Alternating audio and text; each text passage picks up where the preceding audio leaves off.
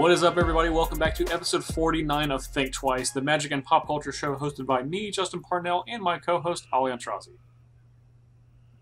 What's up, Justin? How you doing? I'm doing pretty good. As some of you that are watching on YouTube may notice, again, you're not able to see our beautiful faces, but rest assured, we still have them. They have not gone anywhere. Just the digital representation of them. Yes, I am currently... My living situation is... I currently had to move back with my parents. My background is literally... like a bed. I mean, I can't really set up here, basically, because it's not my house. I can't put up like my posters and make it look all magic-y and stuff. It's just, yeah, it's hard. I mean, I understand. But I am thankful. I am thankful that I'm even able to do that. Do that at least. True. I mean, you are fortunate that you lived close enough where that was even an option. Yeah, I agree. So, because yeah, how are you doing on that front? So busy. Actually, I'm doing a lot better than last week. Last week I felt very heavy, and I felt like I wasn't going to be able to. Like, I knew it was the right call. It was hard to move on. Yeah, still a fresh wound at that point. Yeah, so we broke it down to the kids. Told the kids that, hey, mom and dad basically aren't going to be mom and dad anymore. We're going to be we decided we're better off as quote unquote friends. That's the best way we could tell the kids. Sure, regardless of the authenticity of that statement or not. Literally. Yeah, and the kids are took it really well. Like, Lily was fine with it.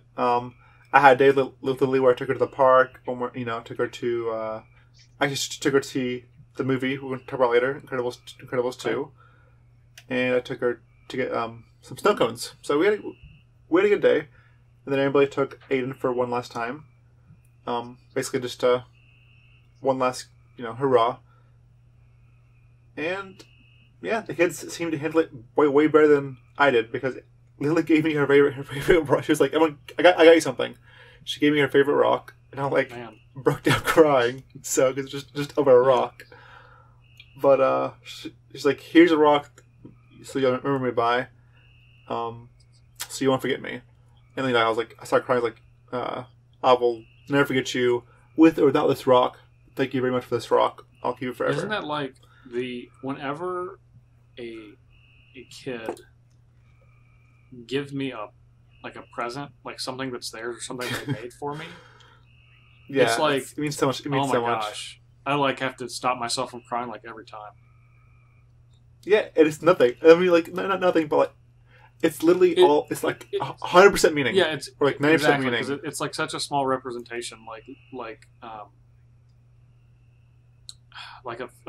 month ago, Levi drew a picture for me of Link from Legend of Zelda. Yeah. And he just drew it for me, and he's like, "Here, I drew this for you," and it's just like. It just comes from such a pure place. There's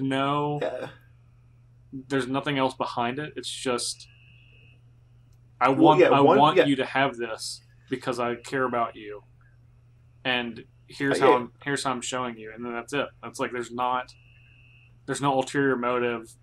There's not an expectation of reciprocation. It's just it's very hard to describe. Yeah, when it happens, because it's one, it's random. It's not for your birthday or for Christmas. And two, they don't have a lot of things to give you. They're kids, so they literally have to work to give you something. Yeah. And it's just not a gift to appease you or to exactly get something. It's literally from the heart, and it's 100% what a gift should be. It's it's pure. It's just in its purest form when a kid gives a gift. Yeah, totally agree. Well, but yeah, I know you had a. Your weekend is still kind of settling in with. Yeah, basically, your makeshift living situation. Mm-hmm. I was able to go visit my parents in Myrtle Beach this past weekend, and I took Meredith and Parker and Levi came with me. And it was my first time. It was the first time that my parents met Meredith's kids. So, it's how was that? It was great. It was great. Everyone had a lot of fun. That's awesome. But they were both really good, which is, it's a toss up. You never know if they're gonna.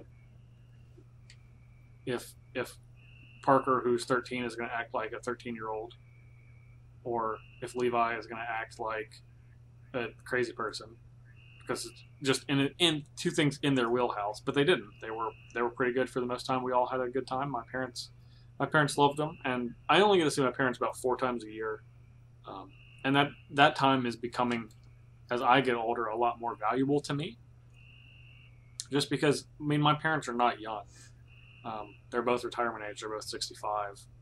So, being able to see them, even if it's a small amount of time, is, means a lot to me. And being able to kind of share, like, now it's like, this is, my family, my whole family now at this point. So, yeah, it was good. That's awesome. Actually, I still need to go see your parents. I know. We need to get that. Get that figured out. I think. It'll be easier now too. I think so. Yes, we could definitely set it up. And it's not a hard sell for like, hey, Aiden, we're gonna go to the beach. Yeah, absolutely. Yeah. Okay. Well, we had one last thing from last week, and that was the question of the week. And I gotta say, Ollie, when we talked about this question of the week last week, and the question was, are buy a box promos a mistake? I fully expected to just overwhelming crushing. Yeah, I did not. You thought that how did you think this one was going to go? I thought you were 100% going to win. I felt like you were 100% going to win because you specifically said I'm going to get crushed this time. It's like you were the person in school, like, oh my god, I got such a bad grade. Like, oh my god, I think I missed some.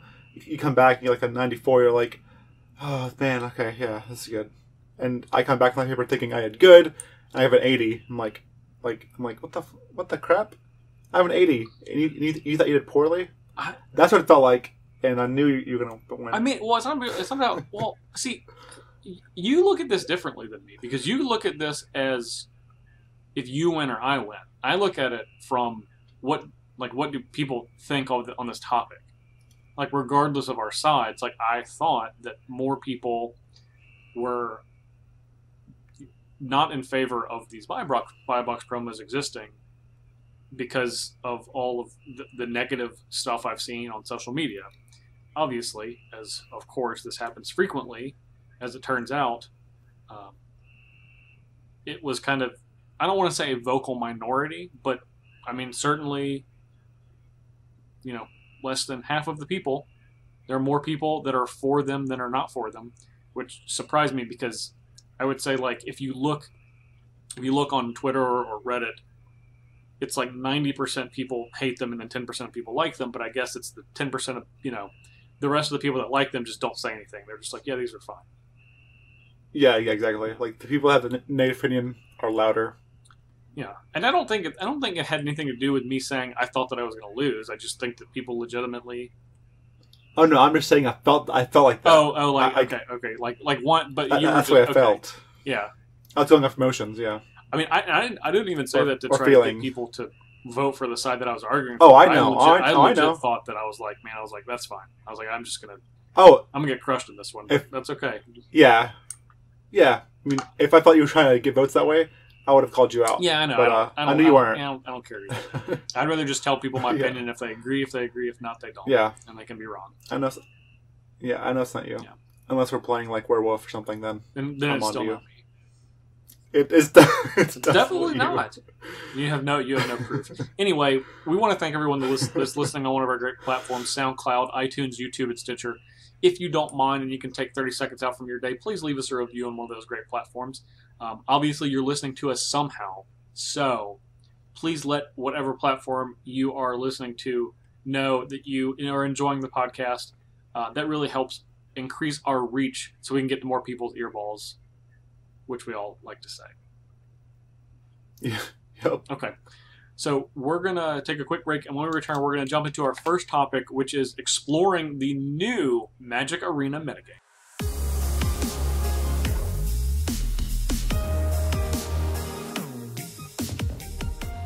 So a couple of weeks ago, Kaladesh block, Kaladesh Name the Revolt, were released on Magic Arena, and we haven't actually talked about Magic Arena since that happened.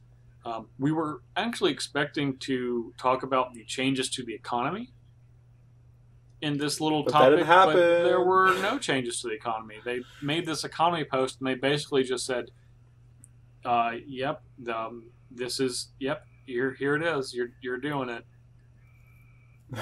I was personally very frustrated.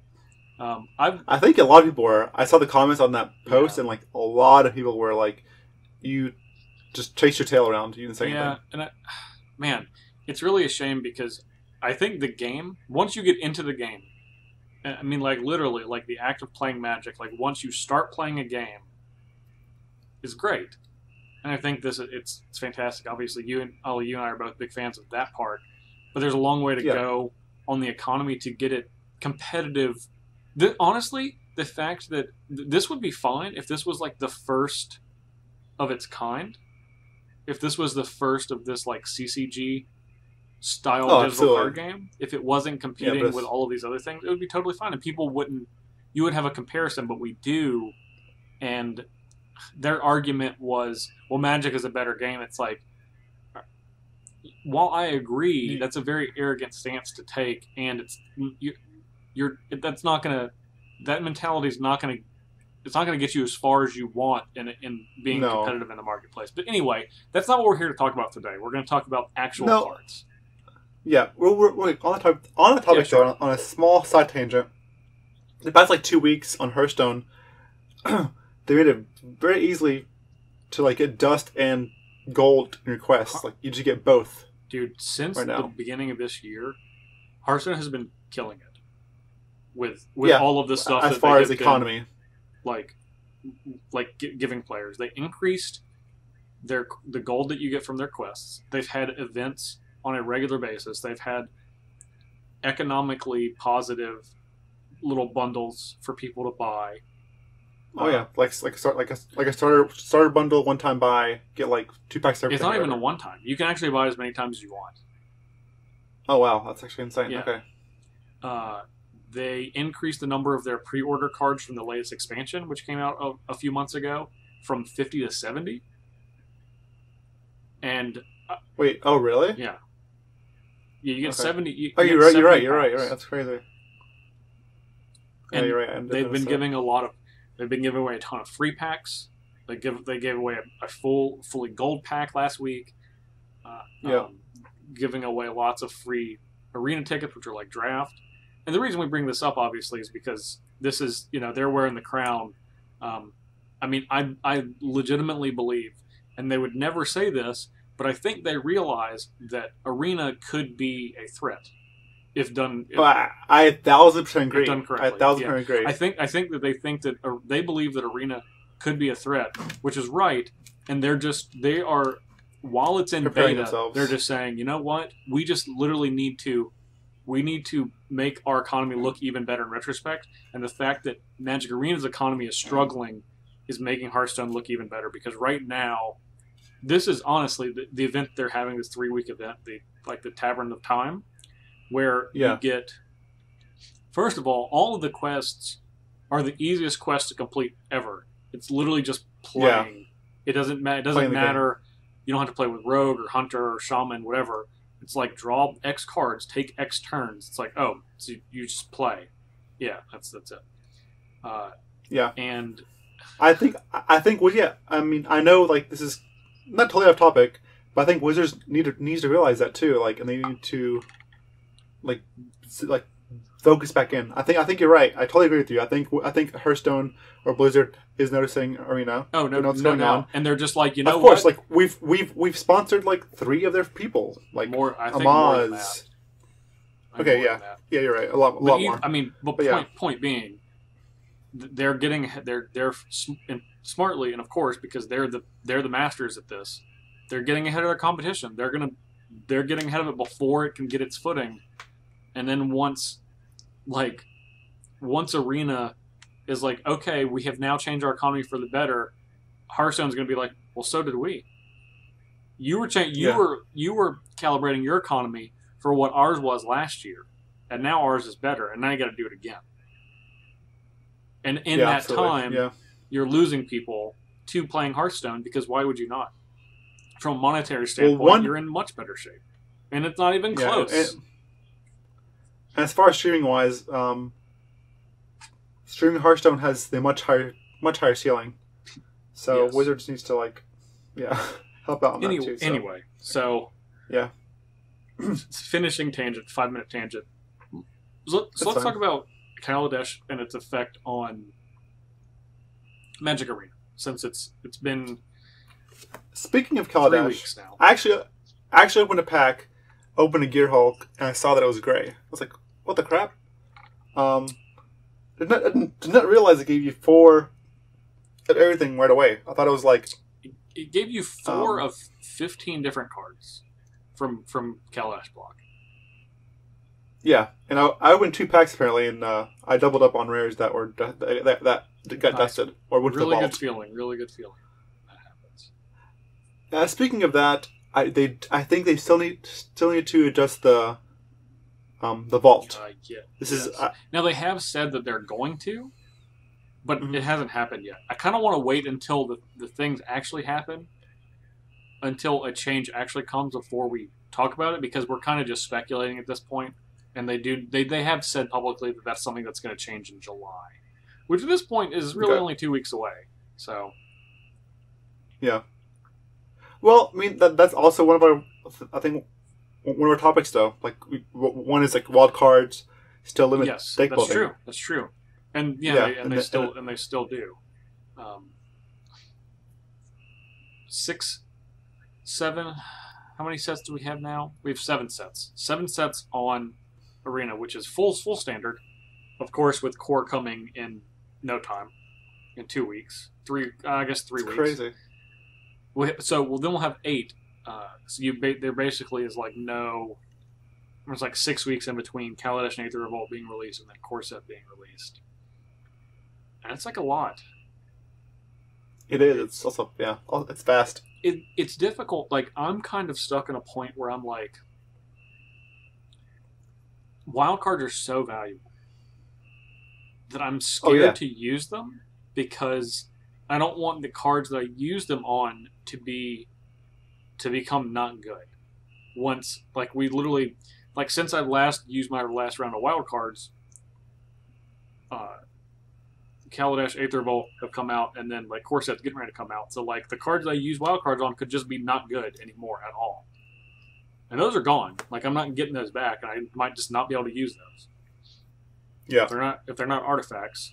Now, obviously, I'm trying to be very selective in what I'm using them on, so I've only used them on things that I think are either ultra powerful cards or cards that can go in a wide variety of strategies. So I've used it on Teferi and History Benalia and stuff. Yeah, and Lyra stuff. Lyra, yeah, exactly. I was gonna say, you mentioned last time with wild cards how you need overabundance of common and uncommon. An outrageous amount. Well, unlike you, I guess I have dumped money into MTG Arena. I spent at this point, I believe, probably $400 I've thrown into MTG Arena. I bought 4 of the $100 bundles, and that is a point that I clearly see. I have how many commons do you have? Almost 200. Yeah, if not, I think more actually. I think I have more. Then I have 160 uncommon wild cards. I'm just but then I'm still thirsty for rare and mythic wild cards, and those are just useless. It just makes too much sense. So let's say you have. I'll try to be mathematically accurate as possible. So let's say you have 256 commons wild cards, right? Mm-hmm. Why can you not take those and turn 64, because with the thing that I suggested, which is turn 4 of a wild card into a wild card of the rarity above, which would mean it takes, 4 commons to make an uncommon, 4 uncommons to make a rare, 4 rares to make a mythic.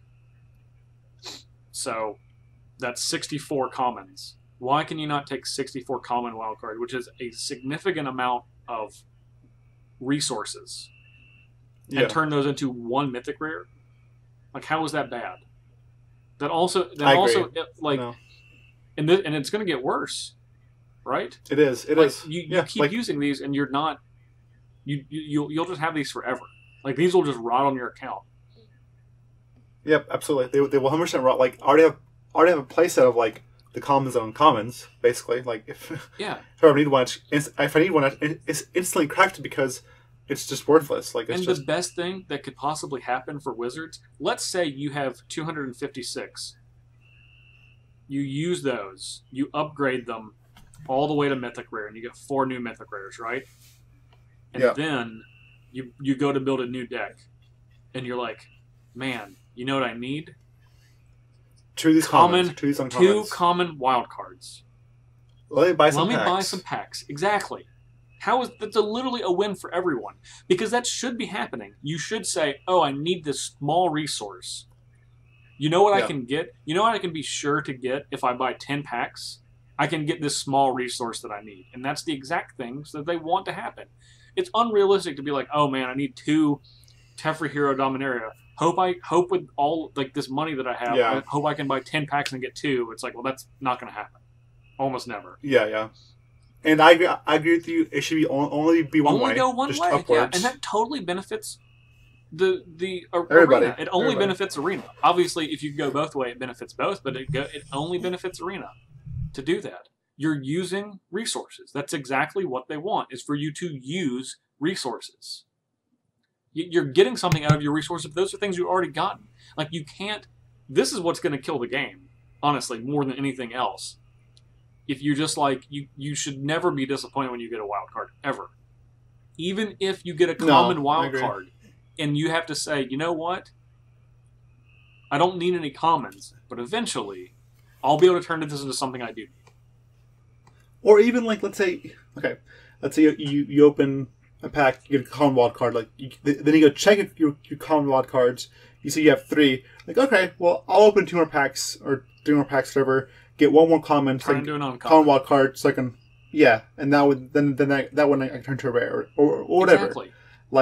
Exactly. Like, yeah. I honestly, I just think this is so simple, it blows my mind. Especially when you can't, like, trade your cards for anything. Like, your cards are literally soul-bound or bound to account. Yep. You can't, like, get a playset of your cards in real life mailed to you or whatever, like in Magic Online or anything. Like, it's literally attached to your account. Like, yeah, I agree with you. Do not make, like, the common wild cards and the uncommon wild cards just rot.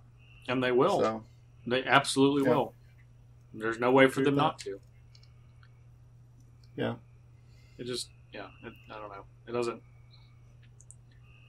But as a person speaking, I guess it's a whale person that spends money on the game, or a significant amount.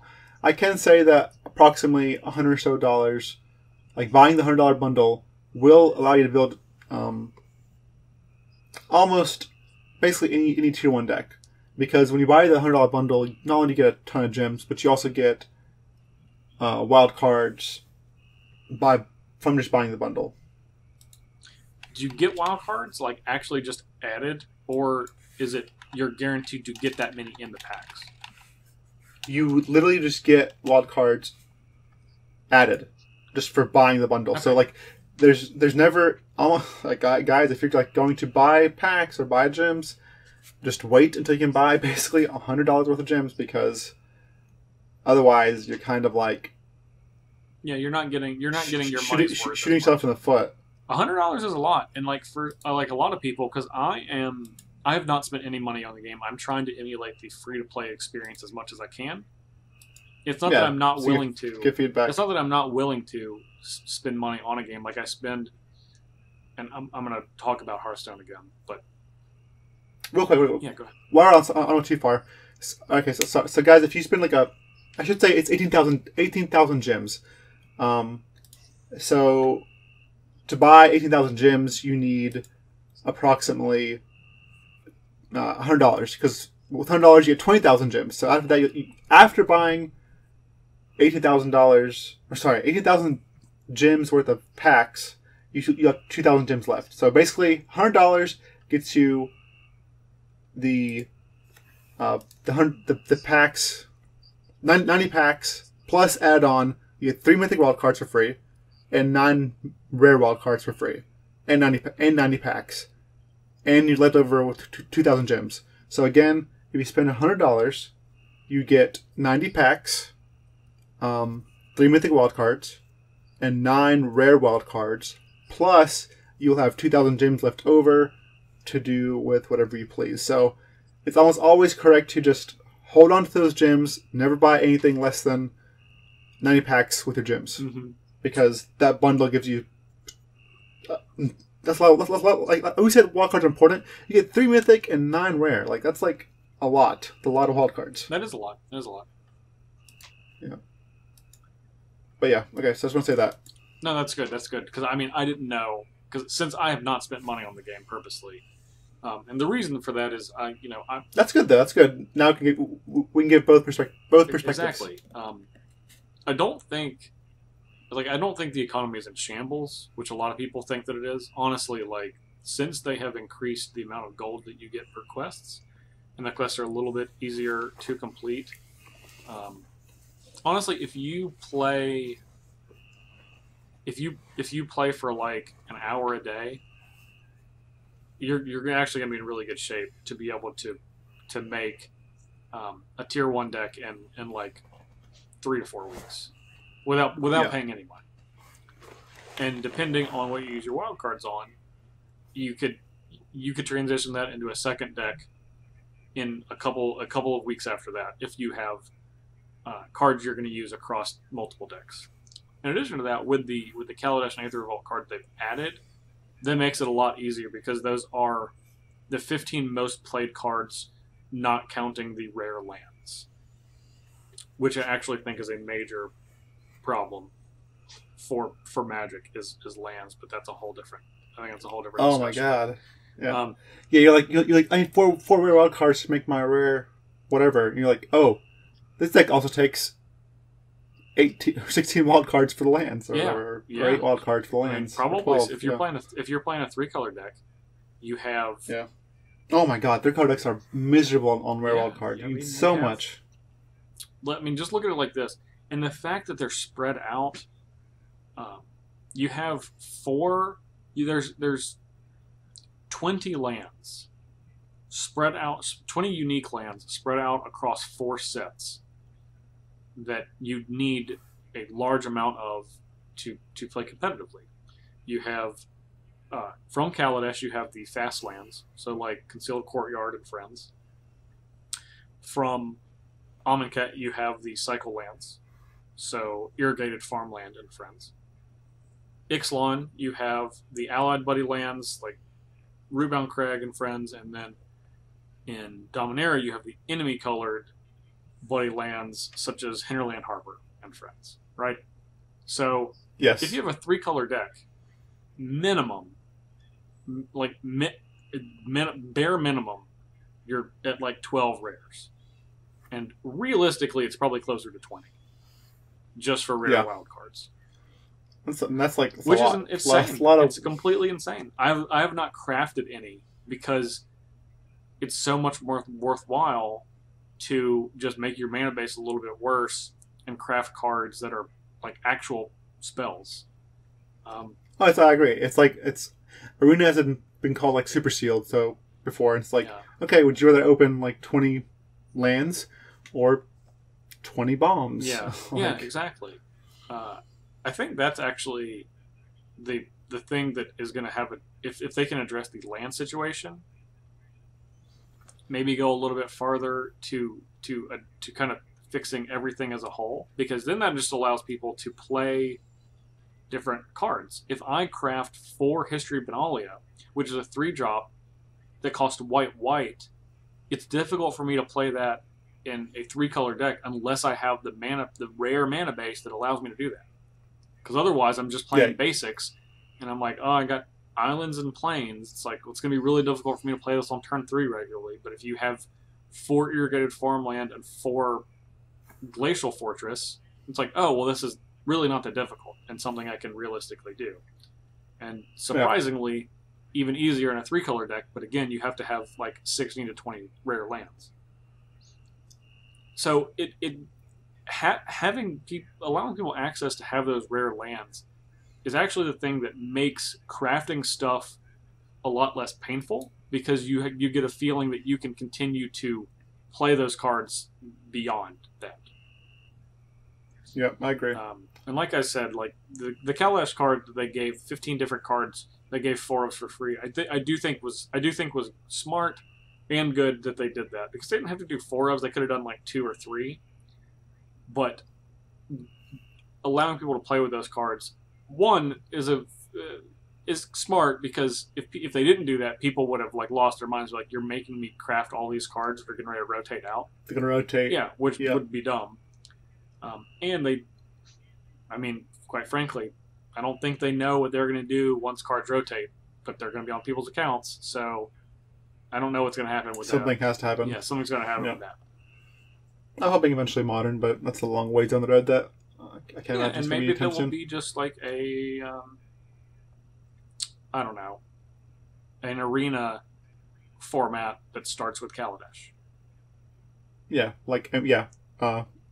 modern arena, basically, where it's modern but only in arena. Yeah, or just whatever they want to call it. And I'm sure I am looking forward to like arena specific formats, because I think that's cool. I like smaller card pools. Comparatively, I mean, I just like Arena because I think it's a great program. Yeah, once you get in, like once you get into the game, and specific, I guess the other thing is regarding card acquisition. Once you're able to draft whatever set you want, like they're not rotating sets. Like you can jump in, and you're like, oh, I want to get more cards from Aether Revolt or Kaladesh, and you do one of those drafts.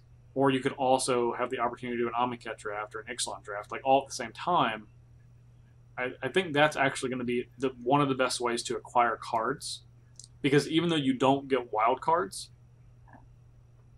the sheer amount of cards that you can open with the gold that you're spending on the draft honestly exceeds the amount of value you're going to get from just opening packs.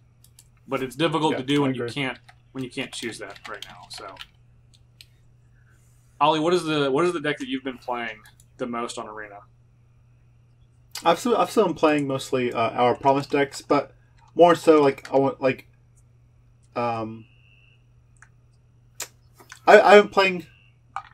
been trying to play slower decks, but Have you played anything with the Kaladesh and Aether Revolt cards?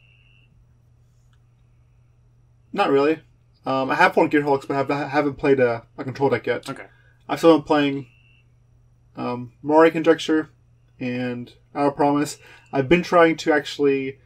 Moray Conjecture was actually blue-black. I've been trying to add white to it, literally just for Teferi. You get Fumigate now, too. Yeah, it's hard. It's a little hard to splash for Fumigate, but it's not impossible. I mean, you gotta get those rare lands. It's true. I don't mind having a Fumigate in the sideboard to wish for, just in case. But I do like the feel of Teferi in the deck as just that card just... Because it beats you over the head with its power? Yeah. It's so good. It does honestly, feel really good. It does feel really good. Yeah. And now I wonder if it's like... How equivalent and probable is it to Jace, Mind Sculptor? Oh, I don't know. Anyways, one thing I want to talk about more too is I do not like how you have to spend little gems to enter the competitive standard. I think that's fine, but I think there needs to be some amount of gold you can also enter with, because, again, in every other game, be it Hearthstone, which is Arena, you can enter with money, which is gems. That the two... Or, go ahead. The two different...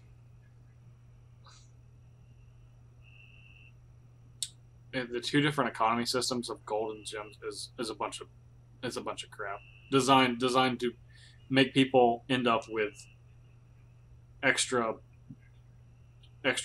gold or gems that they need and overspend. I honestly, I think that's the literal only reason. Anything that they say that is other contrary to that, I think is BS. Anyway, continue. But yes. Okay, so all I'm saying is yes. Either game I've played like Arena, like Hearthstone, which is Arena, or even Hex. There's Platinum, which is the money value is Platinum, but you can also use gold to do anything else too. And gold, if you have enough gold, you can just enter with. Yeah.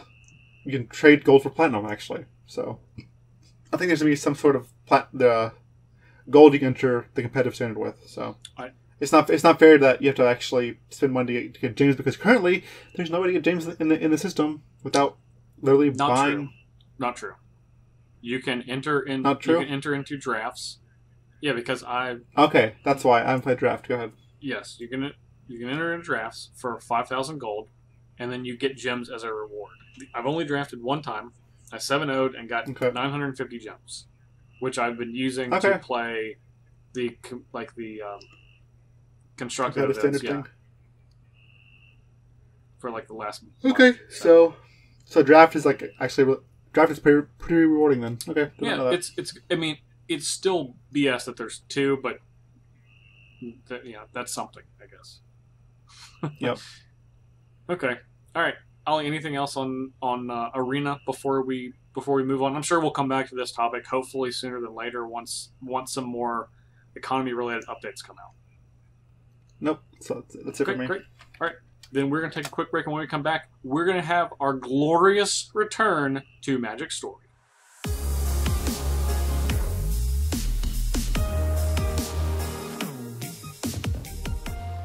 Man, so we're back with MTG Story. This came out of nowhere, so we are kind of doing this a little differently. We're doing the story from last week, which was called Chronicle of Bolas, the Twins. Yes.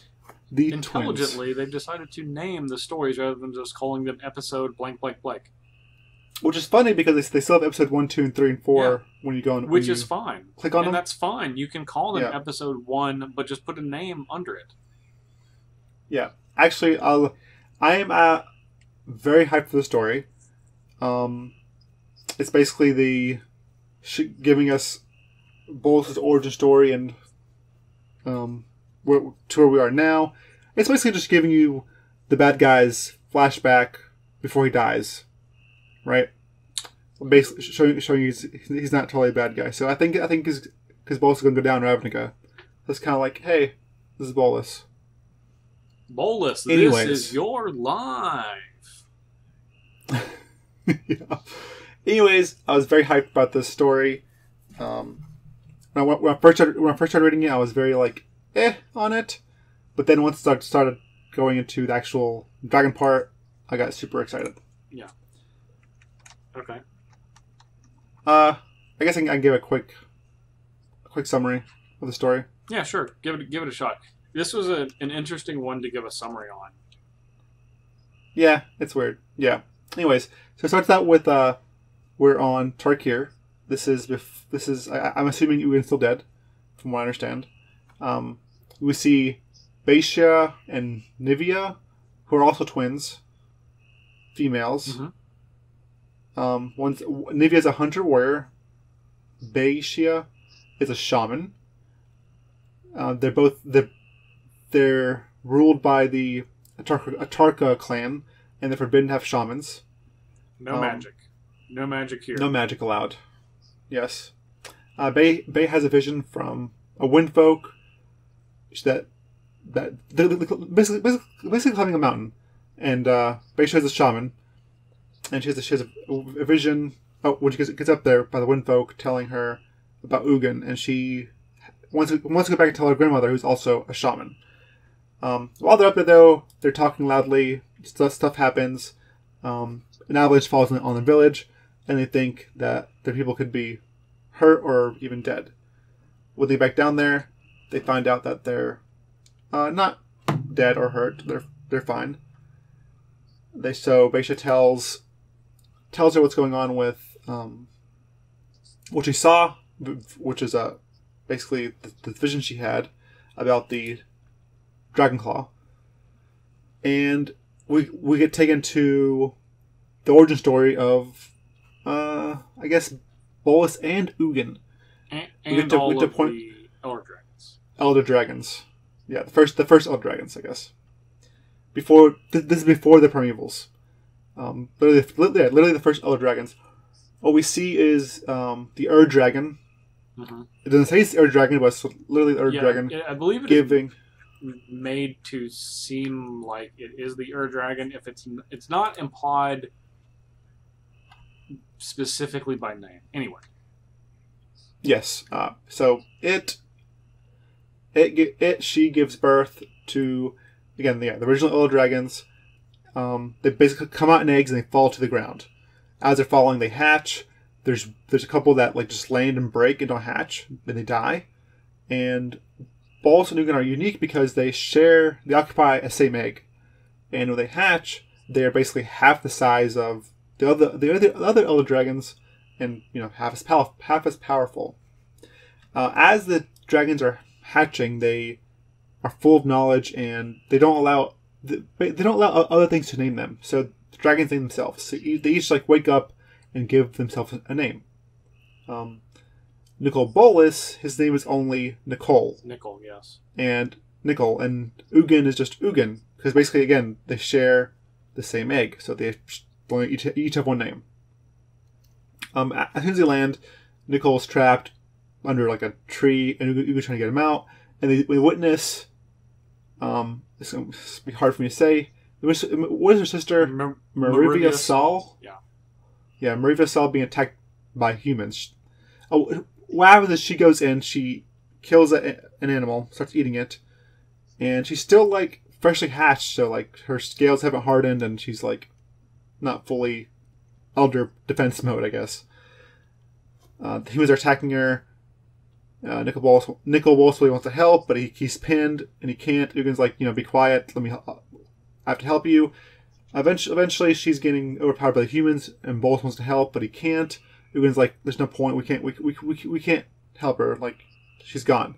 And Bolas is enraged at the humans, and I think this actually traumatizes him to the point where he feels fear, and he knows that as a dragon, he's not all powerful and he can die. As the story progresses, we learn that Ugin literally just wants to learn about the world and its mysteries, and basically behind the curtains. Where Nicol Bolas is not so much like that. He just wants revenge. He's basically on revenge and wants power to be able to enact that revenge. After that ends, we're taken back to the village with the Timur clan. Atarka's brood has come up, and they tell Grandma, they tell G-Ma, has someone used magic? Someone uses magic. But luckily, the Atarka brood is pretty dull, and G-Ma is able to manipulate them to basically feed them. Hey, here's some goblins that we killed in the mountains. Don't worry about it. It's fine. And then they head towards Ugin's grave, because that's the message came from Ugin, which he gave the Windfolk, which he gave the Timur. And that's where they're headed to see what's going on. So, and that's a couple of notes. So it's the grandmother is Yasova. Formerly Yasova Dragonball, but now just Yasova. Yes. And in this timeline, there's no Timur, because Atarka has reigned. Oh, you're right. Yeah, sure. It's I guess not Timur clan, but it's the... They're just the clan that feeds Atarka. Yeah. Exactly. So... Oh, and Atarka... I guess it was Atarka, but Ojita... Actually, never mind. I don't say anything.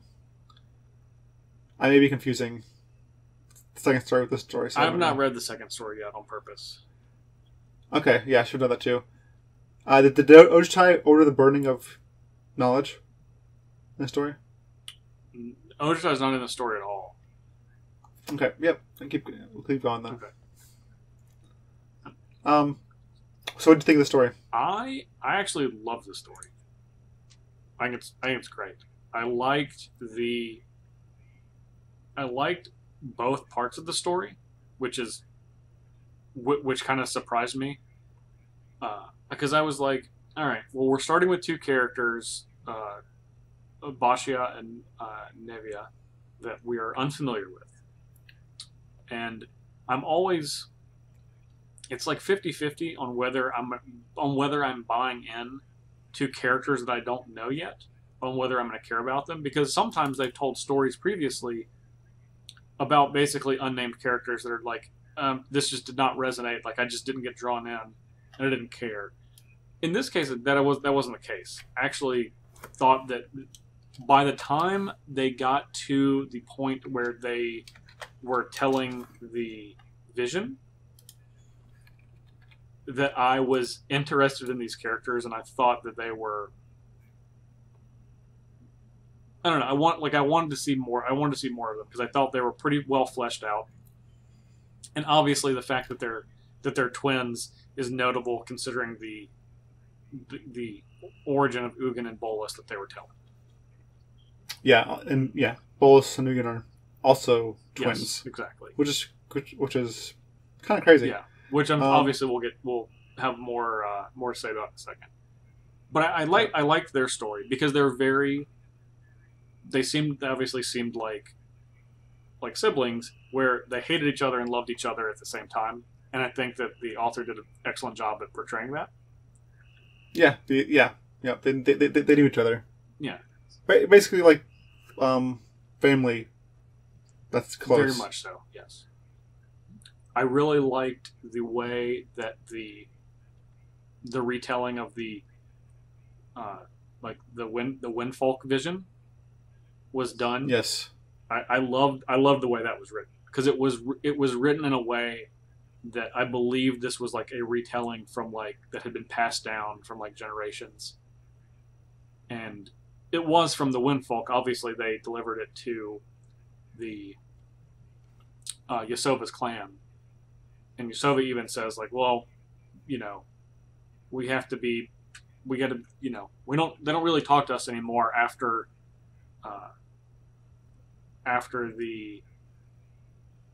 we basically said that we were going to follow Atarka. They don't trust us anymore. And they were like, well, they gave me a message, so. And the stories, it's written really beautifully. Because it's so. Yeah. It's in such a different way that's like. It sounds like a folk, almost like you said, someone telling an origin story from a long time ago, where the moon and sun, it just reminded me of something very old, and very the way you tell stories way back in the day before you could actually spread it out or sketch it out, and also you don't want to, where from word of mouth, where the specifics of the story don't matter as much as the emotions that you're feeling in the story. An excellent little, and this is just an example, and this is when the first three of the elder dragons in the beginning of the story are kind of being born. First, the brightest one uncurls with the beat of pale wings as it slows its descent and opens its eyes and speaks. Arcades Sabaoth. By naming itself, it takes control of its own destiny. No dragon would allow another to name it. Unlike the small beasts of the lower worlds, they always know exactly who they are. So, of course, saying this is... It doesn't, this... Whether this is exactly how this story happened or not is irrelevant, but what it's saying is it's setting up basically the rest of the world, saying this is how these dragons, the first dragons, came into being. And whether they actually knew their names or named themselves or spoke immediately is irrelevant. So it continues. Yeah. Then rises a dragon whose scales have a metallic sheen. His voice is measured and curious, as if surprised and discover he also has a name. I'm Chromium Rule. How interesting. What does this all mean? Obviously, setting the characteristics of that dragon in particular. And it continues. A A massive welter of reddish-green flashes out towards a reveal, spiral horns, and a wild howl. Palladium Moors is my name. No one else can have it. So just in those short passages, these are lineages that have been set for all future dragons, and it's just like this. It sounds like kind of campy when you're reading it out loud, but I can imagine if this was like, hey, let me tell you the story of the first dragons. Yeah, it's pretty epic, actually. Yeah. And I think it's great. I legitimately think this is. Yeah, I for one love this story way more than I did personally than the other God. I'm not sure I separate them. I love the lore story more so than the Baeshia and then Nubia story. And obviously this is the centerpiece of this narrative, but I was not disappointed by the surrounding portions that focused on the actual characters that we're getting the story perspective from. So going through the story too. There you go. I'll say go through the story too. The dragon story. Can we move there right now? Yeah, go ahead. Okay. All right. It felt like Ugin was the one that was like basically the genius or the brilliant one, the tactician, and that saw beyond the veil. And Bolas was kind of reckless almost. Like I feel like Ugin could have let Bolas die like 10 times over during the story. One, he could have killed him when he was under the tree. He could have let him try to get his revenge and probably die.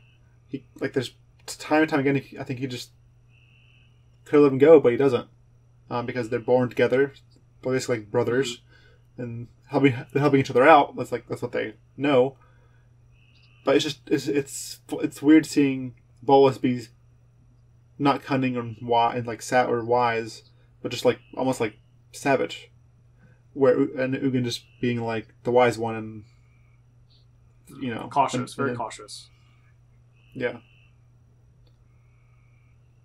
That was weird to me, and it made me think like it gave me almost a theory like, what if the other one, it kept saying like when a dragon dies the air smells sweet and there's power released and that power can be like transferred basically. Yeah. Essentially is what I understood.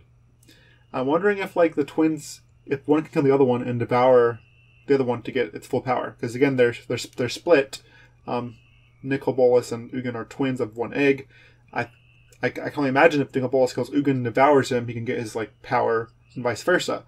And Nicol Bolas and Ugin are so much weaker than the other Elder Dragons. It's not even funny. They're smaller in stature, and the other dragons like look at them as like weaklings almost. It is interesting. I'm trying to find that passage specifically. I remember reading it. It's when the what's her name dies. It's how they knew that. What's her name?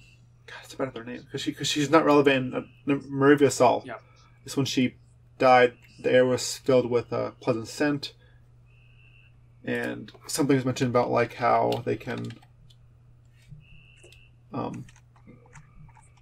absorb that or basically eat it or take it in and get that power. Yeah, let's see. And then, yeah. So, I thought that was cool. It was also cool how they all had very different personalities.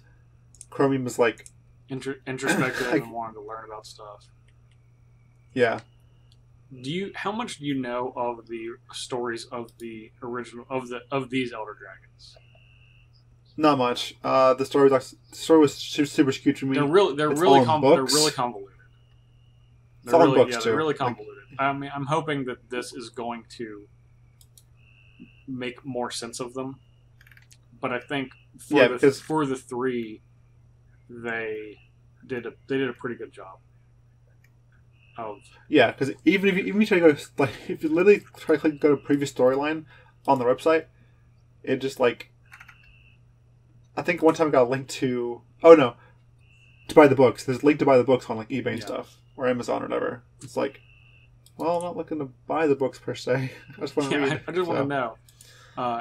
Yeah. Okay, so 2 questions that this specifically. I do know these dragons are before the primevals though, which are basically like also godlike. Like these dragons were before that. Yeah. Are these the first dragons? Yeah, that we know of. Yeah, yes. I mean, I think so as well. Okay. Yeah, outside of the Ur-Dragon himself. Yes. Okay. So that's my first question.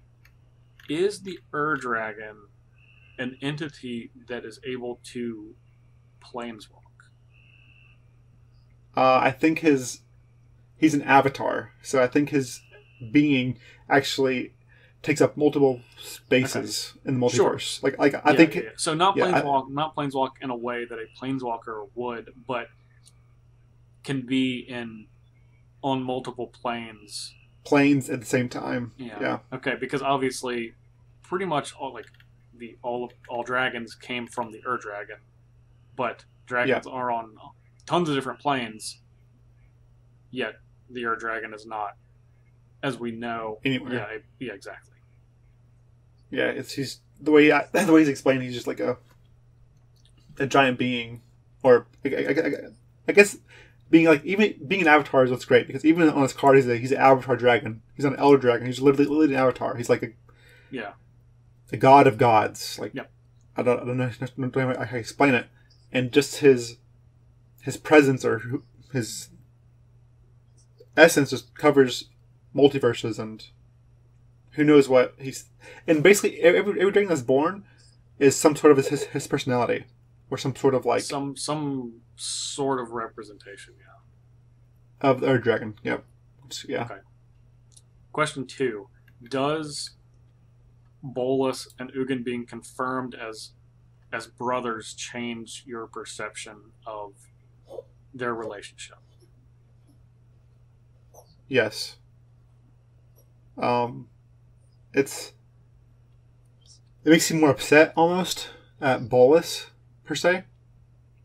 Like now, I'm just curious to what happened between these two brothers that made them like go separate ways. I guess I have no doubt we're going to get the answer to that question, but still. Yeah, we will. Yeah, we will. We definitely will.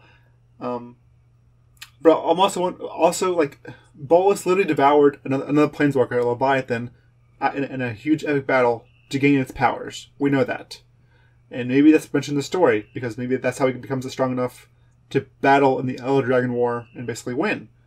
But I'm wondering when he fought Ugin on Tarkir, why he didn't devour Ugin. Because he literally didn't kill him. He literally he left him die. He basically left him mortal wound. He had not tried to devour him, or I wonder if that out of respect as him being his brother, or because he had a grander plan. Maybe a little both. And as I've pointed out,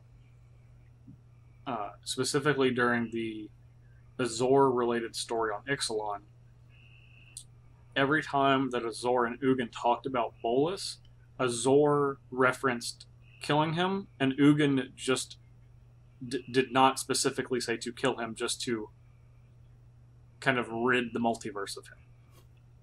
Yeah, but he's always like that. Very cryptic. He's never specific. He's always just super vague. Yeah. Well, he also doesn't want to kill anything that basically speaks. Anything pretty much.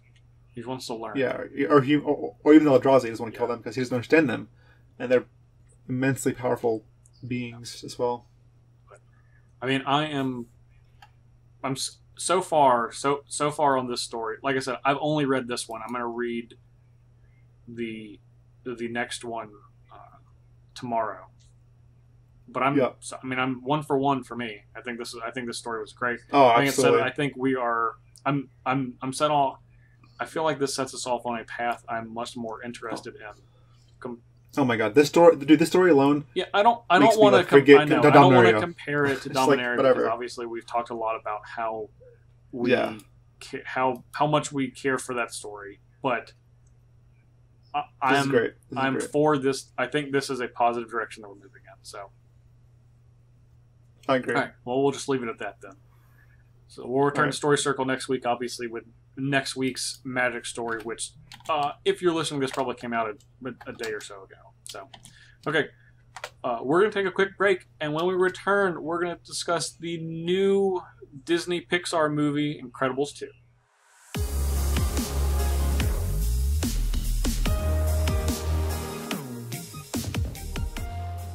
Ollie, over the last week, you and I, as well as some children that we were with, just random children we picked up off the streets, went to go watch Incredibles 2, which is, I think, the first animated movie that we've talked about on the show. Yeah. Is it?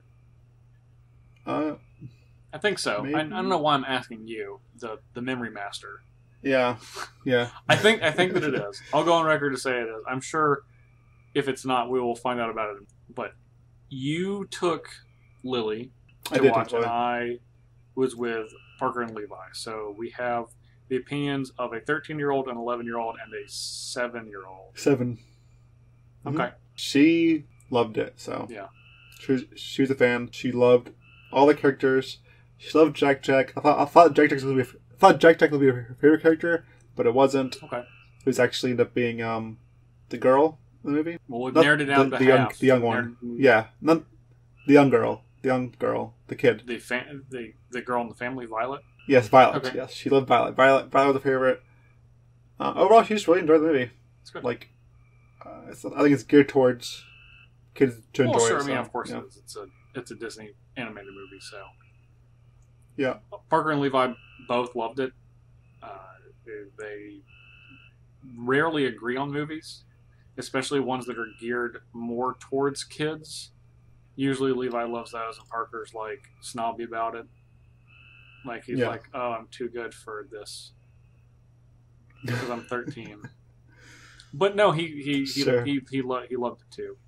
We all did. Even though this obviously is and I'll put air quotes, kids movie, I actually think this is a great movie for adults too. Yeah, sure. I actually personally did not really enjoy it that much. I got kind of bored towards the end. Okay. That's my opinion. I just felt like it was basically just another cartoony movie that where the plot is going. I knew the plot was going, and it's just very like, okay, I'm ready for this movie to be done. You put so much value on being surprised in a movie. I think that's the most important. Yeah, I do. It's the most important thing for you. Yeah. I don't want to know what's going to happen. Like I want to just if I know if I feel like I know the outcome of every single thing, or most of it, it's just like then the movie I think was just too cookie cutter or too predictable. See, and I don't think there's, to me, those two things, like something being predictable and something being like cookie cutter. Because when I say cookie cutter, I mean like this is put together in a way that is, I guess, overdone or common. But I don't think predictable means that has to be the case. Like, obviously, this movie isn't. It's a movie that is aimed for kids primarily. But I don't think that because that, like, this is not something that is trying to like trick you into thinking something's gonna happen that's not, and it's like blows you away with this twist. Yeah, but I think like we give those too quick of a check. Like this is obviously geared towards kids, so it's always going to start at like almost like 3 stars because it's geared towards kids. You guys can't give it any lower than that almost. I don't agree with that. But I feel like that's kind of what it's kid movies start as. I could not agree. I could not disagree more, dude. I don't know if you watched all of the previews. Well, I disagree with that. I don't know if you watched all the previews for this movie before that, but they all looked like crap. They looked awful, and I had to constantly remind myself. It's like, oh, all these movies are geared for not me, which is why I actually like this one. I think is like I enjoyed it as an adult. I would, if we want to jump to our rating system, I would give this movie 4 stars. and I know you're below that, but even for me as an adult, external of the fact that I watched it with the kids, like I would say this was a fun movie if you want to see something that you don't have to put a significant amount of brain power in, that you're going to enjoy. I think this is a good movie to go watch, even just for adults. I would give it 2.5 stars. Dude, I would not recommend it to... We just increased it to 5 stars. How are you going to hedge between 2 and 3? We already made it 5 instead of 3. Just pick one. 2 or 3. All right. 2. I would not recommend it to an adult to go watch it by himself. Like, I feel like I'd recommend it to go with your kid, but I would not recommend you just sit down and watch it by yourself. I just don't think it's very, very forgettable to me, so... Okay, fair enough. All right, you want to get to spoilers? Yep. Let's go. All right. We got a warning. Spoiler warning. Burp, burp, Spoiler burp, warning. burp, burp, burp, Spoiler burp, warning. burp, burp, burp, burp, burp, burp, That's a burp. really weird spoiler warning for me today. I don't know what's going on. This is not the spoiler warning that I'm used to. Well, I'm just changing up on you. Okay. Making it more upbeat. Making it more like New Age. All right. Anyway, we are being officially hip. in spoilers. All right. So why did you not like this movie? I didn't know what it was trying to do. Was it like one? I didn't feel like it was memorable. Like Afterlife was like. What movie is memorable? Name your top 10 movies that you remember. Okay. Walking Out. I usually talk about the movie with the person I watched it with. Yeah, right? but you watched it with a 7-year-old, so it's not like you're gonna have a deep doesn't matter. conversation. I still talk to him about it. I mentioned one thing about it, and I was like, you know what? I don't feel like talking about any more of this. I don't feel like talking about this movie anymore. As I said, it was highly breakable, which is for me matters. Real quick, towards the end too, I don't know. It just felt like, okay, this is what's happening. Let's go and save it or fix it. And I don't know what it was trying to tell. It's trying to talk about the is it about discrimination between being a stay-at-home dad or being a kid, or is it gender confusion?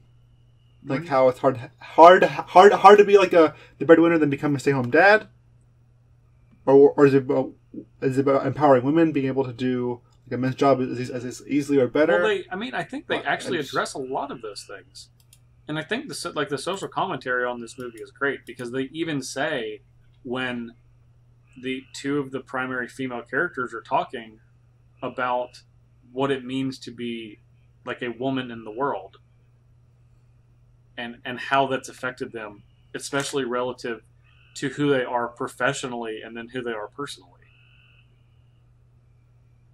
And that's something that I think was like an actual meaningful conversation that happened in a kid's animated movie. Sure. I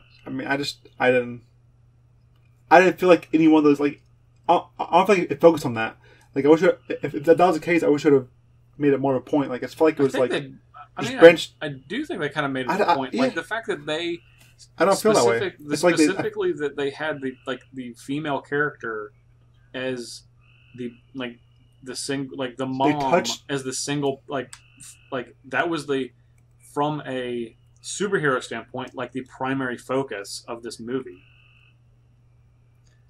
I feel like they touched point on it, and then with that conversation, that basically that was it, and that's why I didn't like.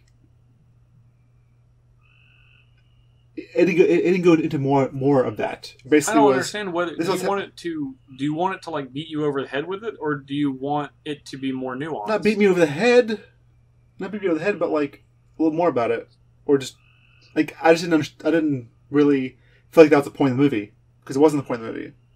I do think that was one of the points of the movie. Okay, well then that's where we saw it differently. I don't think it needs to spoon feed me that information to see that this is specifically that they've gone out of their way to have 3 superheroes in a room and say, we feel like you're the best option. for all of these reasons, and then throughout the largely the entirety of the movie, that is the person that is doing the superhero stuff. Sure, I'm just saying this is the way I felt. Like, I just didn't feel like it was. I feel like Betty touched base, and it just it was scattered. It didn't pick like one of those, and to me, that's basically like giving like no moral. Like it felt, for me, it felt almost like not meaningless, but almost like an intangible. What the movie was trying to portray for me. Like you're saying, okay, the movie was doing this. I get it. I was saying I didn't understand what it was trying to do. It was like half liquid, half solid. Like it was. I didn't really understand. It was like putty. I picked it up and just slipped through my fingers. That's how I felt in the movie. Okay, that's fair. I guess watching this as an adult, I enjoyed it more that it didn't spoon feed me all of the things that it was trying to talk about in the movie, even though it did touch on them, like the characters discussed them multiple times throughout the movie. So, I loved like other Pixar movies like WALL-E, and that was obviously had a theme. Yeah. And Up, like I love those movies like so much. Like I think they're my favorite Pixar movies. Like I can recall them. And this one just for I guess maybe I have a high standard for Pixar. Yeah, because they pretty much hit this constantly. So they're so high, yeah. And this wasn't there for me. I'll say it wasn't really the same level. I don't know. I really like this movie. I like superhero stuff more than you do. So I think going in like this. Not even that much though. Like I think you know more, but I'm not saying you know if you like it more. Like I love superhero stuff too. They're literally my favorite movies.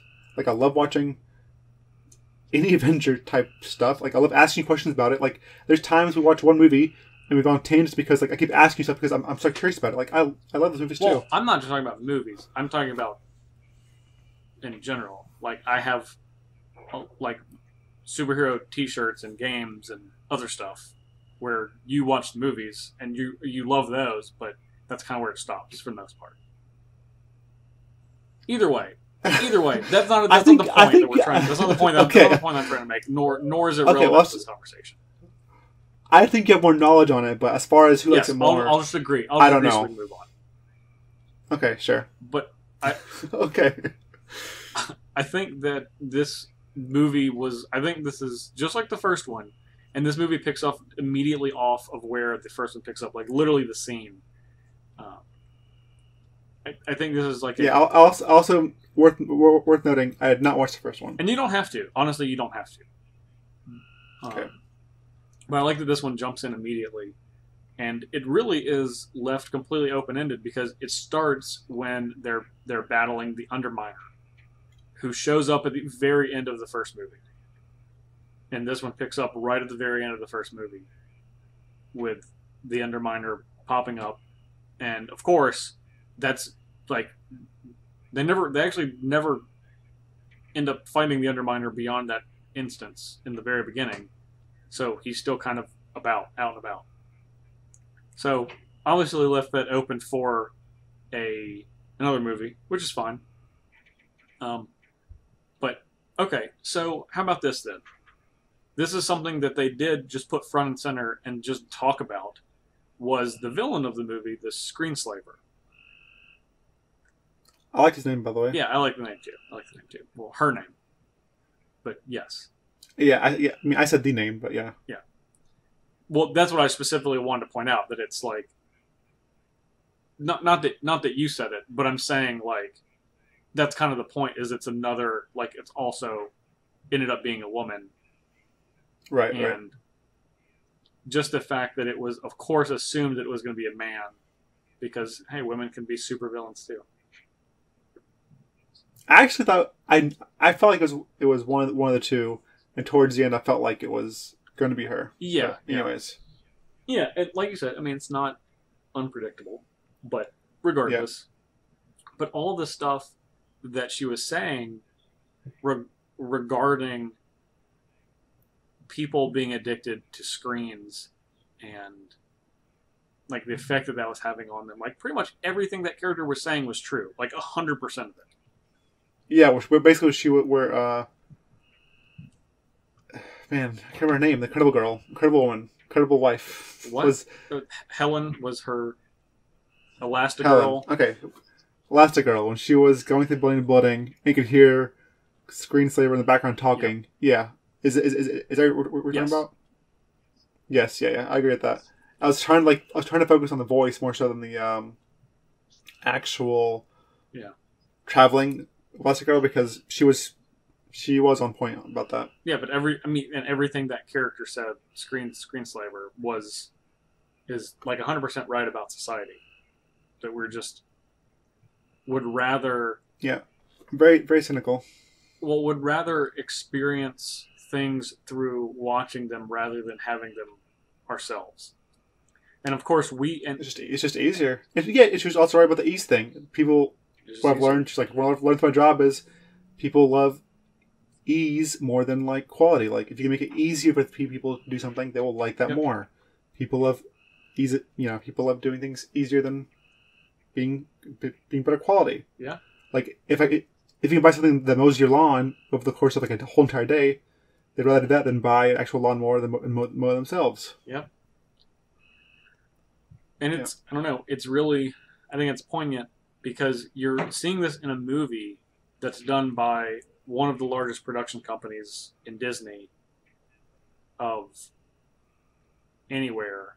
And it's talking about experiencing these things rather than doing them yourselves. And honestly, superheroes and superhero movies are kind of the apex of that, because it's like, I just want to watch someone do something awesome and just experience through that, then try to go do something awesome myself.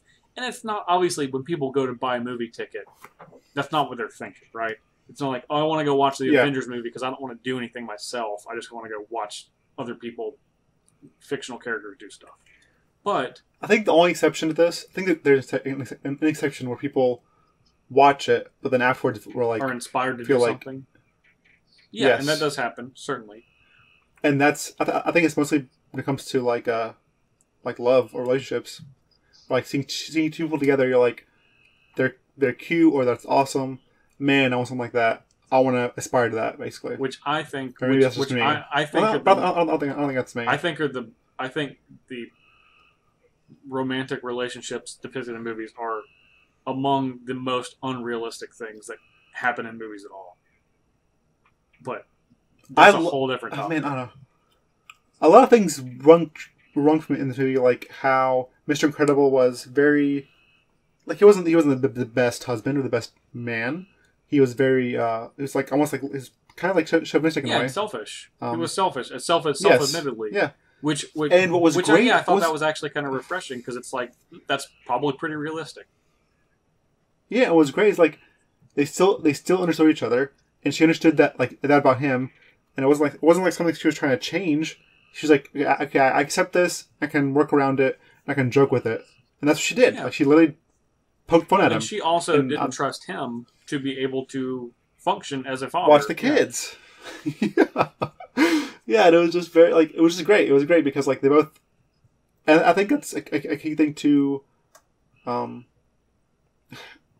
small tangent again. A key thing to realize in relationships is I think at our age, you can't change a person very much, and if that person wants to change, they have to change they have to really want to change, and when they change a little bit, but they're still the same person at the core. So. Yeah. I mean, I don't think people should try to change other people ever. I think that is a largely but that happens all the endeavor. Time. Yeah, yeah. I think people try to, but I think that is I've learned that to either accept who they are or move on. Yeah, I completely agree. But I think it's a hard thing to see. Honestly, I don't think people see that till later on. Unless you always saw that. Yeah, it is. I mean, I do agree that is difficult for people to see. But anyways, no. But I think this, even in, again, we're talking about a cartoon for kids, is a pretty accurate representation of what a successful relationship looks like with people that are imperfect and their partner is accepting of their imperfections, knowing that, you know, Mr. Incredible was frustrated because he wanted to be the one in the limelight because that's what he felt like he should be doing, and then Elastigirl being the one that should be taking care of the kids because she didn't feel like her husband could do it. And obviously, those aren't positive traits for either of them, but it's also very realistic. Not necessarily with those gender roles, because those are, even though that all, I feel like, you know, that often ends up being the case, but irrelevant of those, but those being two things that probably come up in relationships, maybe not exactly related to superhero stuff, but maybe just general, especially with being, you know, the man being the breadwinner in a relationship and the woman being the one that is making sure everything is functioning appropriately at home. Yeah, the caregiver, basically. Exactly. So, I think this movie is deeper than it gets credit for, at least from you. I think anytime I give a negative review or a review that's below yours, you try to sway me or prove me wrong. Listen, this is how I felt about the movie. I'm not changing my 2-star rating. I'm not trying to sway you. These are points you're bringing up. I'm just reinforcing them. Well, I think I noticed it way more because of past recent experiences. Well, maybe so. Like, it's definitely the case. Like, I walk around and, like, if I see a couple, I'm like, damn it. So, yeah. Parting thoughts. I thought that Jack was the most fun character. I loved the scene with him and the raccoon. That was fantastic. That was the best part. I love that scene. That scene was great. That scene was fantastic. It was so good. Yeah, the best part, for sure. I loved the characters that were voiced by Jonathan Banks and Bob Odenkirk, both from, as you pointed out when we were off air, both from Breaking Bad. I love that Bob Odenkirk's character just was him, just in as a cartoon. And I just love Jonathan Banks. I think he's like one of my favorite like character actors. So yeah, he's great as well. I wish he'd get more stuff. But again, I liked it. I know you didn't dislike it, but you're just really medium on it, and that's fine. And I will say that could be because of circumstances. Like, I went in not wanting to watch the movie because of where mine was at. Like, again, we was going through a breakup, so like. But this is it, and you'll never watch it again. I'll not watch it again unless my kid wants to watch it sometime in the future. But yeah, I would not go on my way to watch this. Like, I still want to watch. The only movie I actually want to rewatch is Annihilation.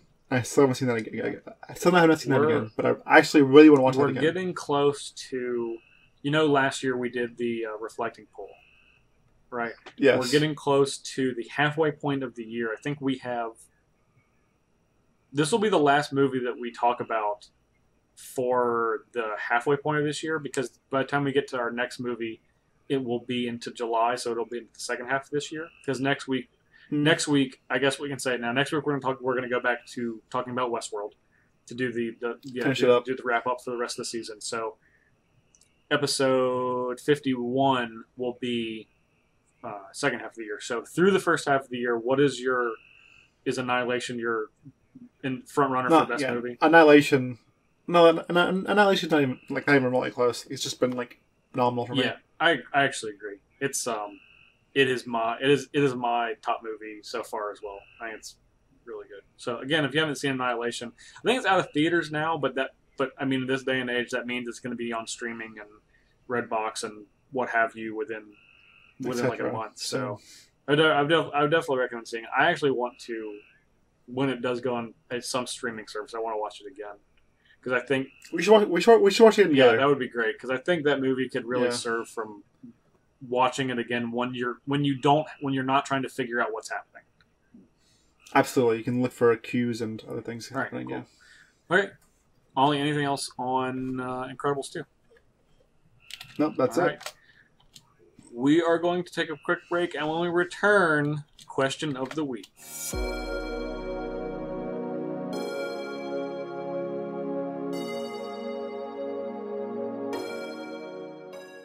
Ollie, you were disappointed to find out by Mark Rosewater admission that there was no Ugin card represented in Magic 2019 core set.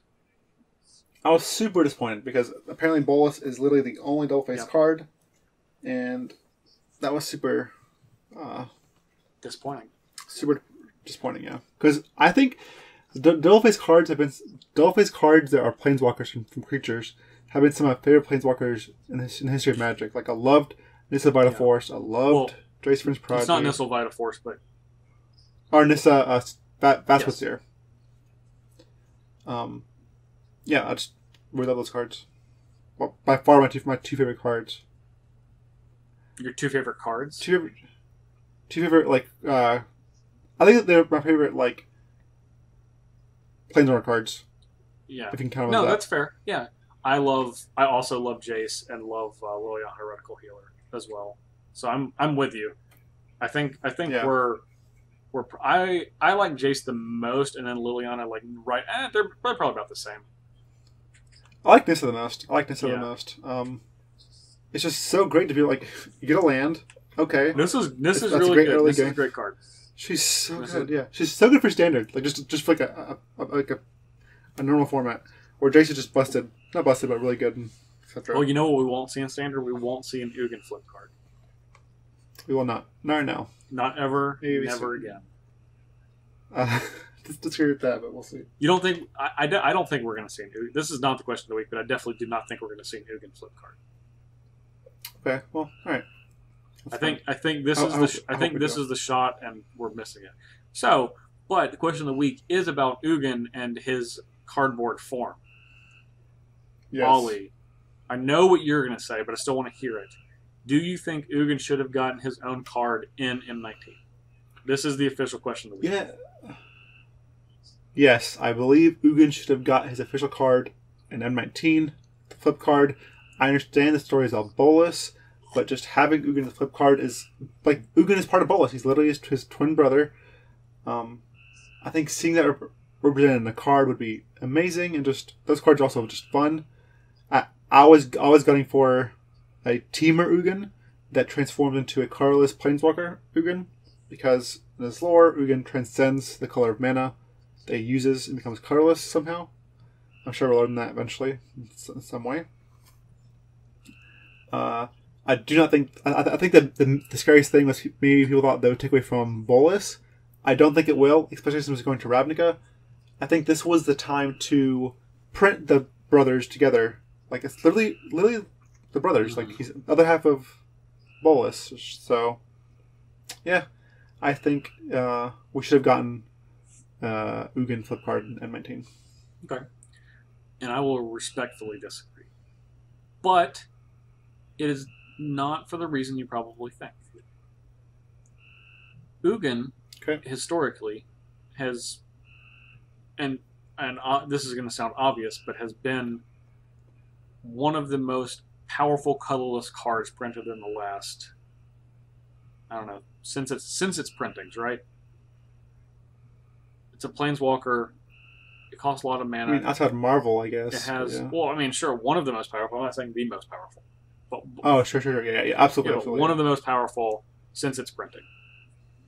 Yeah, it's basically a disc that lives. Oblivion still lives. And they have to be so careful with printing colorless Planeswalkers, even though they just printed one in Dominaria, but that's actually why I think that this card is getting a little bit of room, because I think if you print in back-to-back sets 2 colorless Planeswalkers, that could be potentially dangerous. It is difficult to make them bad. So far, they're 3 for 3 on making those cards exceptionally good.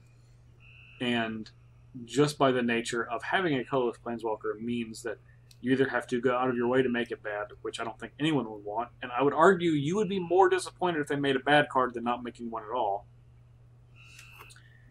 And I think that Ugin is going to show up in the story in Ravnica.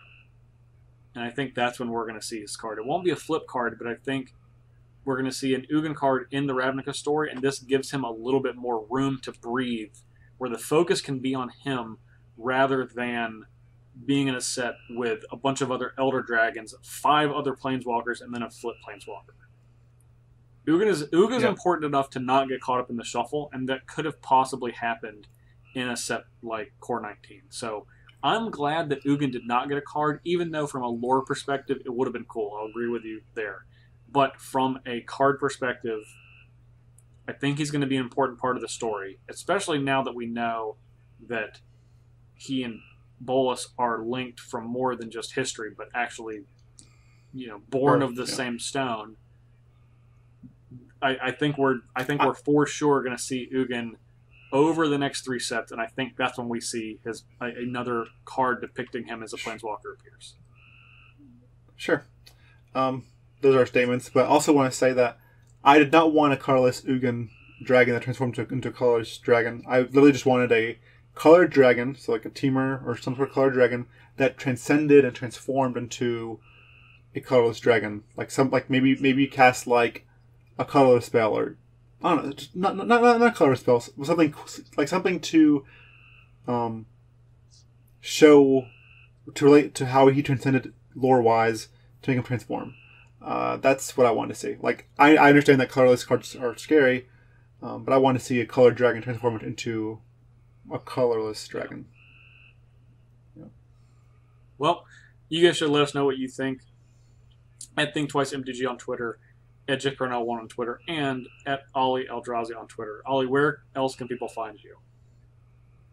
Find me at twitter.com/OllieEldrazi, twitch.tv/OllieEldrazi, and my articles go up on every Friday at gatheringmagic.com. Today I have one up, which are cards I'm most hyped for from M19 so far. Obviously, the set is not fully spoiled, but there were plenty of cards that I was super excited about. So you check some of those out. Awesome. You can find me again on Twitter at JParnell1 on Twitter, and you can also find me on StarCityGames.com and YouTube. I'm the host of the Commander Versus series. We are getting into the end of the season, and we have our fan request episode coming up. You guys should definitely watch it if you were not planning to, but you probably were if you're listening to this.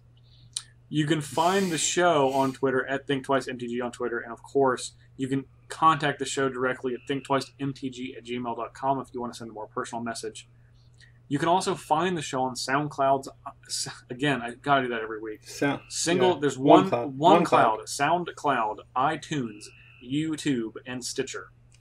If you are able, please leave a review. That really helps get our name out. You guys have actually been doing a really good job. That doesn't mean I'm going to stop asking you to do it, but we do appreciate the efforts of those of you that have been doing that, subscribing, leaving comments and reviews on each of those websites. You can also, thank you guys. In addition to doing that, you can support the show by watching our stream on twitch.tv/ThinktwiceMTG. I've been out of town the last 2 weeks. In fact, we're recording this in a block of time that is about 14 hours that I'm in Roanoke, Virginia, between going to visit my parents in South Carolina and then going to GP Pittsburgh over this next weekend. I will be there when a lot of you listen to this. So no streaming last week because I had new carpet put in from the flooding saga that you guys are aware of, and then I'm just not physically here this week. So streaming will resume next week, and obviously... Are we on the third counter for the flooding saga? Yeah, we're finally going to go. Yeah, we're finally on the third counter. And we are... Okay. And obviously Ollie his situation has been in flux, so he has been streaming less as well. I've actually streamed 0. Well, so yeah. That 0 is less than some. I was just trying to be nice. True.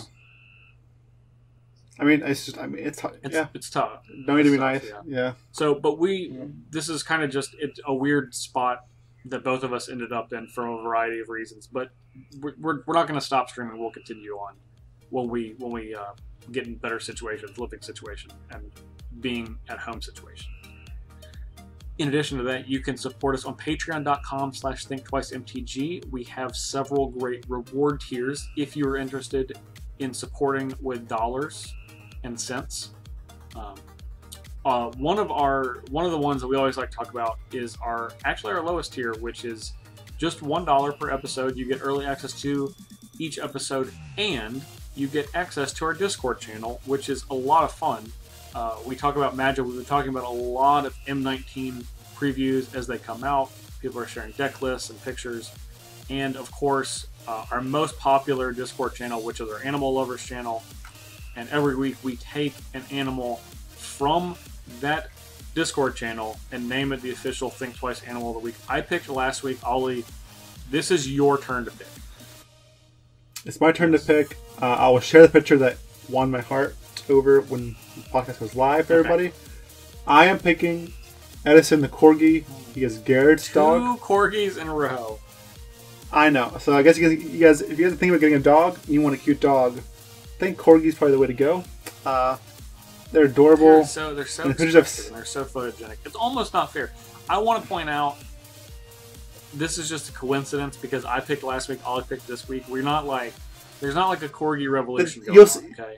You will see the pictures and you'll be like, oh my god, yes, that definitely should have won. Because the pictures they posted, or Garrett posted, were absolutely adorable. He posted 2 pictures of his dog, and I was like, okay, well, I looked like 3-4 times, like, okay, this is it for me.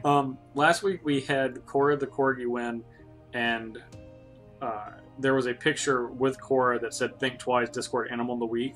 If you post that into the Discord, I will tweet it out, and Ollie will tweet it out as well, so we can have that going, because obviously that's popular with all of our listeners that have the Discord. Like, that's our most popular channel for everyone. Yeah, and it's obviously people just want to see cute animals. So it's my pick next week. There will not be a triple corgi, I promise. I think I already got my pick, but it obviously only helps all of the animals' cases if additional pictures are posted. Yeah. You guys don't have to enter. You guys do not have to enter every week, but posting more pictures never hurts. Never hurts. Only helps. Literally only helps. We also want to give a shout out to our new Disciple of Bolas patron this week, Adam S. Adam, thank you very much for your support. And of course, we want to give a shout out to our graphic designer, Amber West. You can find her work at amberwestdesign.com, and our director and producer, John Shea. He is the man behind the curtain every week, making sure that this goes up and is not poopy. We also want to give a shout out to our Agent of Bolas producers, Daniel Hunt, Matt Lindell, and Liam Whelan.